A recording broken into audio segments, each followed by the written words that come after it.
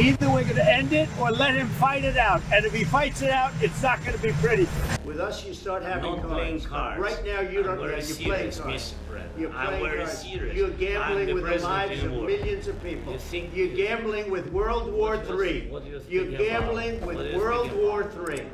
And what you're doing is very disrespectful to the country, this country. Ukraine ಮತ್ತು Russia ನಡುವಿನ ಯುದ್ಧ ನಿಲ್ಲುವ ಲಕ್ಷಣಗಳು ಕಾಣಿಸ್ತಾ ಇಲ್ಲ. ಅಮೆರಿಕ ಮಧ್ಯಸ್ಥಿಕೆಯನ್ನು ವಹಿಸಿ ಈ ಯುದ್ಧವನ್ನು ನಿಲ್ಲಿಸುತ್ತೆ ಅಂತ ನಿರೀಕ್ಷೆ ಮಾಡಲಾಗಿತ್ತು. ಅಮೆರಿಕಾಗೆ ಹೊಸ ಅಧ್ಯಕ್ಷರಾಗಿ ಡೊನಾಲ್ಡ್ ಟ್ರಂಪ್ ಆಯ್ಕೆಯಾದ ನಂತರ ಈ ಯುದ್ಧಕ್ಕೆ ಬ್ರೇಕ್ ಬೀಳುತ್ತೆ ಅನ್ನುವಂಥ ನಿರೀಕ್ಷೆಗಳಿತ್ತು. ಆದರೆ ಈಗ ಅದೆಲ್ಲವೂ ಕೂಡ ಹುಸಿಯಾಗುವ ಲಕ್ಷಣಗಳಿದೆ. ಯಾಕೆಂದರೆ ಅಮೆರಿಕ ಪ್ರವಾಸ ಮಾಡಿದ್ದಂತಹ ಝೆಲೆನ್ಸ್ಕಿ ಅವರಿಗೆ ಅಲ್ಲಿ ಟ್ರಂಪ್ ಹಾಗೂ ಝೆಲೆನ್ಸ್ಕಿ ನಡುವೆ ಮಾತುಕತೆ ಸಂಪೂರ್ಣ ವಿಫಲ ಆಗಿದೆ.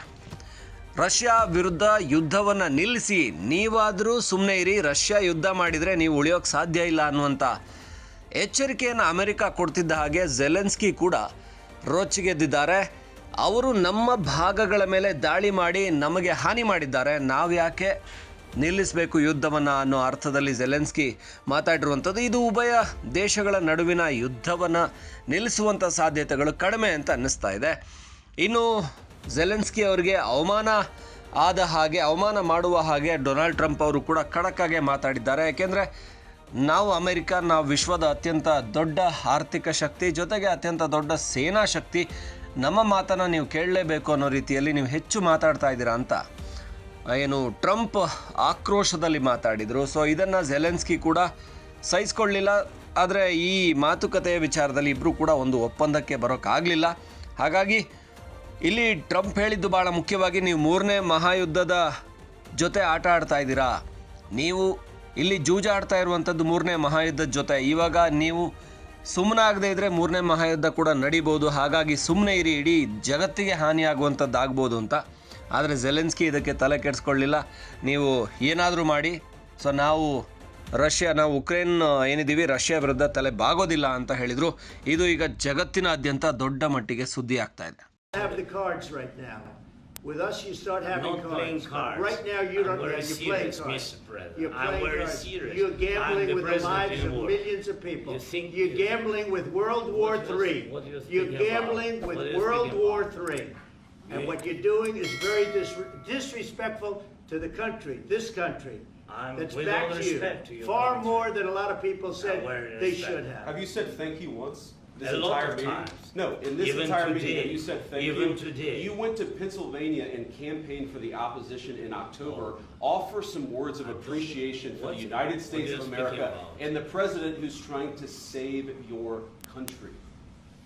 Please, you think that if you will speak very loudly about the war, He's not speaking loudly. He's not speaking loudly. Your country is in big trouble. Can I Wait a answer? minute. No. You've done a lot of talking. Your country is in big trouble. I know. You're not winning. I know. You're not winning this. You have a damn good chance of coming out okay because of us. Mr. President, we are staying in our country, staying strong from the very beginning of the war. We've been alone, and we are thankful. I said thanks you haven't in been this alone. cabinet, you and not only alone. in this cabinet. We gave you, through this stupid you. president, $350 billion.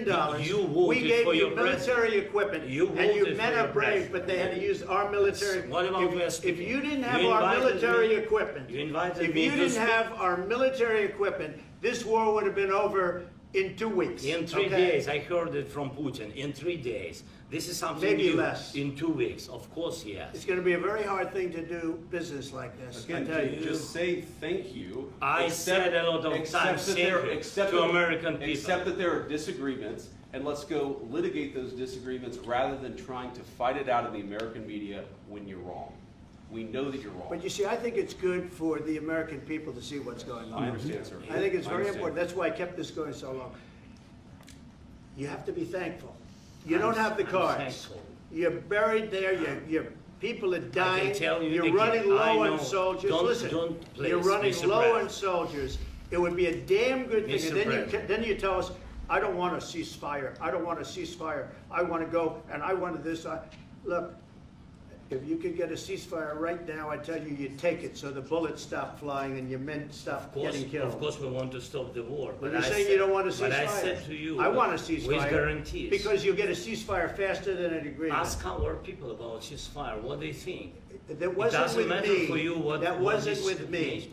That was with a guy named Biden, who was not a smart person. That was with Obama. It was your president. Excuse me. That was with Obama, who gave you sheets, and I gave you javelins. Yes. I gave you the javelins to take out all those tanks. Obama gave you sheets. In fact, the statement is, Obama gave sheets and Trump gave javelins. You got to be more thankful, because let me tell you, you don't have the cards. With us, you have the cards. But without us, you don't have any cards. One more question to Mr. Vice President. I'm sorry. It's going to be a tough deal to make, because the attitudes have to change. The problem is, I've empowered you to be a tough guy. And I don't think you'd be a tough guy without the United States. And your people are very brave. But you're either going to make a deal or we're out. And if we're out, you'll fight it out. I don't think it's going to be pretty, but you'll fight it out. But you don't have the cards. But once we sign that deal, you're in a much better position. But you're not acting at all thankful. And that's not a nice thing. I'll be honest, that's not a nice thing. All right, I think we've seen enough. What do you think? What's this negotiation? This is going to be great television, I will say that. I want anybody that's going to make peace. If he's capable of making peace, which he may or may not be, but I want somebody that's going to make peace. Again, he doesn't have the cards. When we sign up, he's got all of the cards. That doesn't mean he can fight. He's got to stop the fighting, stop the death. He's losing hundreds of thousands of soldiers. It's time to stop the death. Okay? How long do you think it takes to invite back to the White House?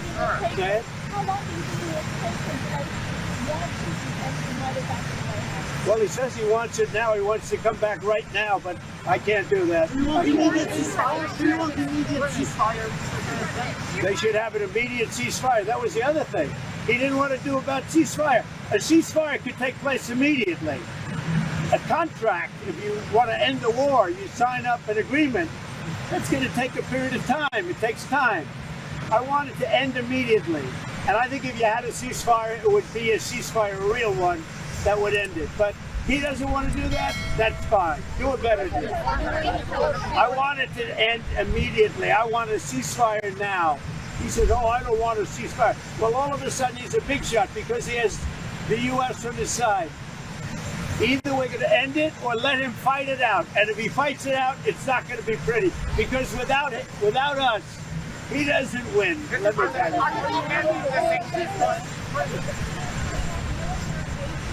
It doesn't matter what I'm considering. I'm just telling you. You saw what I saw today. That was not a man that wanted to make peace. And I'm only interested if he wants to end the bloodshed.